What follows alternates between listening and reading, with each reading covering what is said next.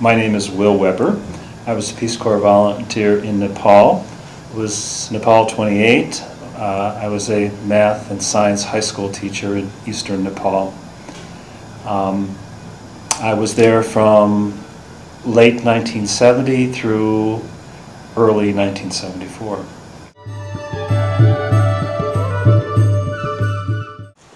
Well, I got really badly lost once. I was planning a major hike with a friend who was a trainer with the Gurkhas. The British Gurkhas recruit, the British Army recruits its Gurkha soldiers in that area of Nepal. These are very tough tribal people of certain tribes who are known for their physical abilities and their ferocity and loyalty, I guess. And he was in the business of finding the very best young men to become British Gurkhas. And he was planning a trip up into a remote area that was also an area that I had really wanted to visit. I said, well, why don't we plan a joint trip and really do this right? He said, I'll bring the porters, and they've got all the camping equipment and the cooking gear. And he came, and we joined up, and we headed up the ridge in late May, which is before the monsoon is supposed to start.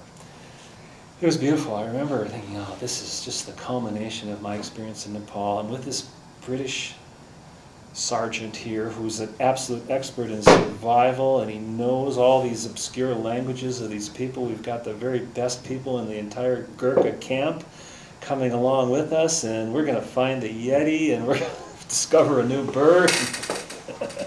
We're going to make it all the way to Tibet, which of course was not really where we were headed, but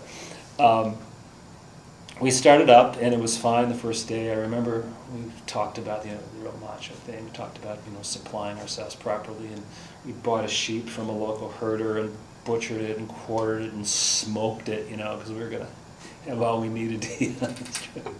And lashed it onto one of the packs. And I think the next day we were heading up, and it was beautiful, but there were clouds on the horizon. Rhododendrons were blooming everywhere. This is a part of the Himalayas which has like 30 different. Just a second.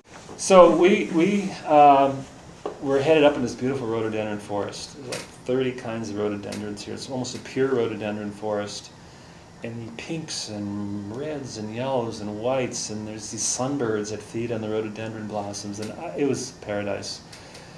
But the weather was getting a little bit bad, and we walked along, and we were right on the top of this ridge at about 14,000 feet up in these boiling clouds, and it still didn't bother me that much because I knew that weather came and went in that area, and I'd been hiking in the rain before. It wasn't really a threat. We had gear.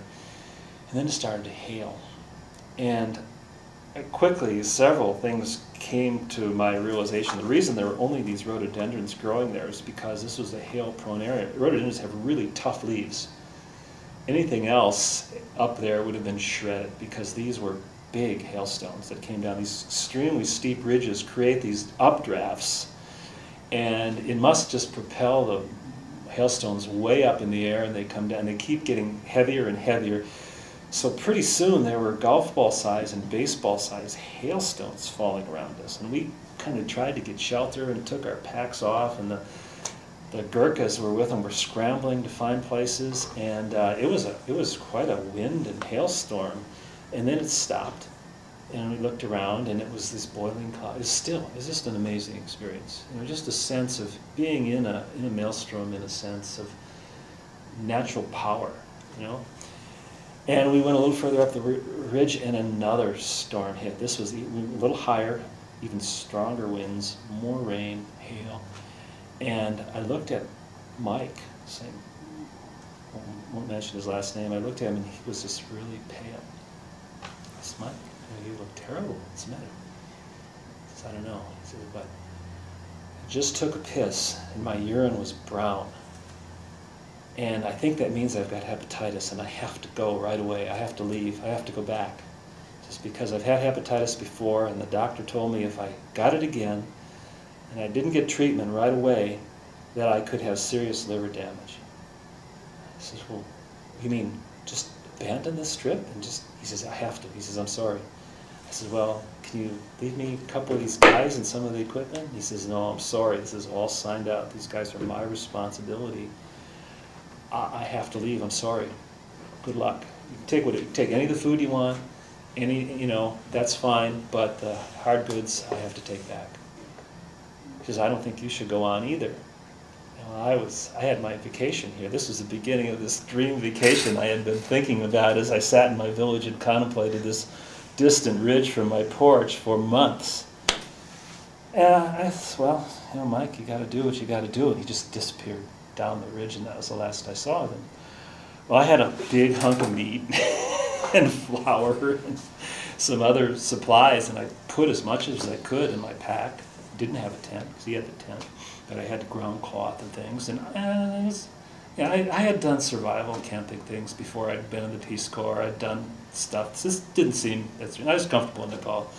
But at this point, the clouds had come in, and I couldn't see anything. I couldn't see landmarks. So I just thought, well, I'm just going to follow this ridge. This is the way I'm supposed to go. I'll get to Topkagola in 2 days and make the most of it.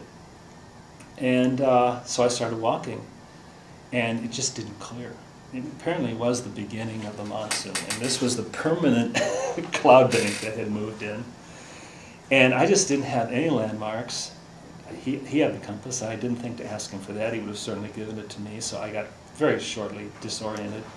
Well, I'm just going to stay on this ridge. As long as I stay high, I'm going to come eventually to this town that I've seen. I've studied this map over and over. I had the map, but very quickly didn't know which of these side ridges. Every time I went down a ridge following a path, it was just an animal path that just went steeply down, and dangerously steep. It ended, basically. There's no way to get down. I was on the top of a ridge with no paths down. And I thought, well, what am I going to do? Let's see, I could retrace my steps, and then I thought, well, I'm not sure I can retrace my steps because I've been wandering around and I can't see the landmarks that were familiar when I came up. And I remember a couple things. I remember coming to kind of a pass, and I found clothing and a purse and some personal possessions of someone who had died up there.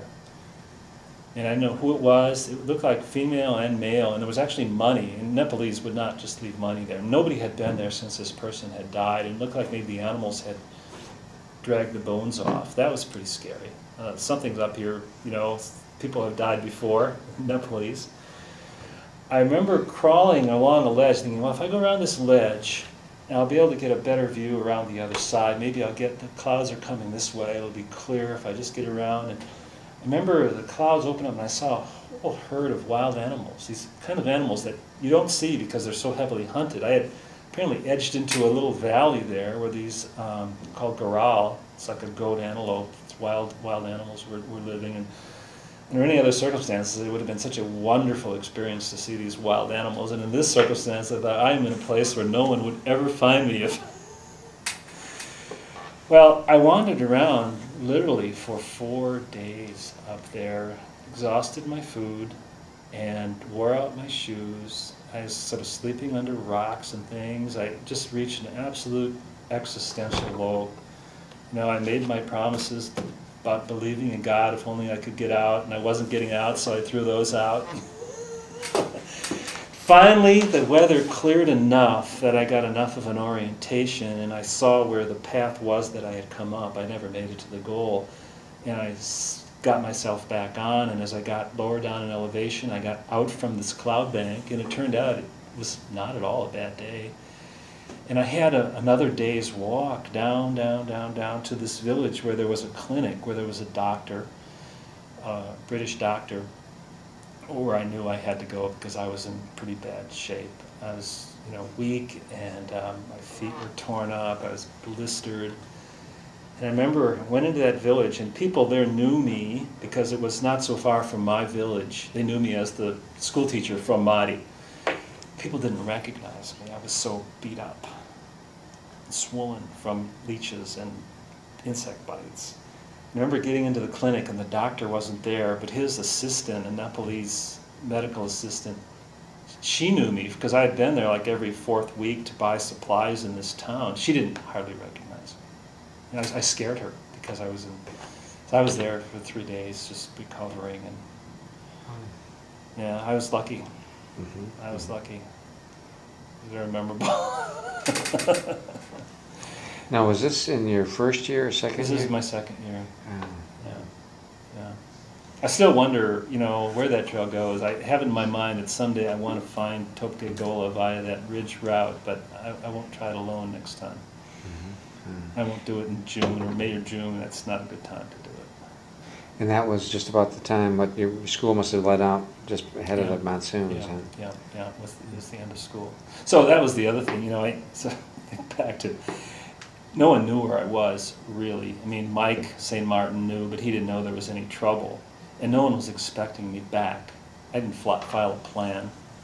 I was supposed to be gone for 10 days because this was a long route to get to this Topkagola, and then it was a roundabout way to come back, and so no one was going to organize a search party, and I knew that very well. So, I guess the good side is I didn't inconvenience anybody else other than myself in being lost like that. The bad side is if I hadn't figured my way out, I mean, no one would have known where to go and start looking for me. So.